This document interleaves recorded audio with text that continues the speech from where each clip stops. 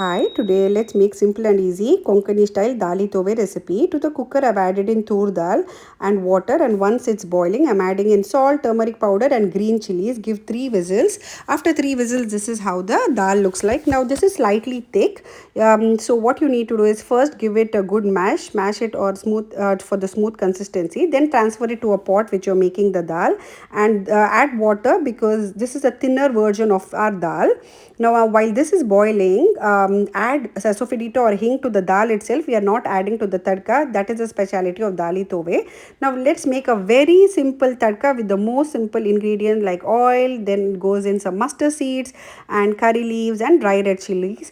This dal is the simplest of all, without any kind of onion, no ginger, no garlic, but yet the simple flavor of your tadka and the dal will just take the rice and the flavor to another level. So this the dal needs to boil really very well, and this is how it looks like. If you like my recipe, don't forget to like, share and subscribe to my channel.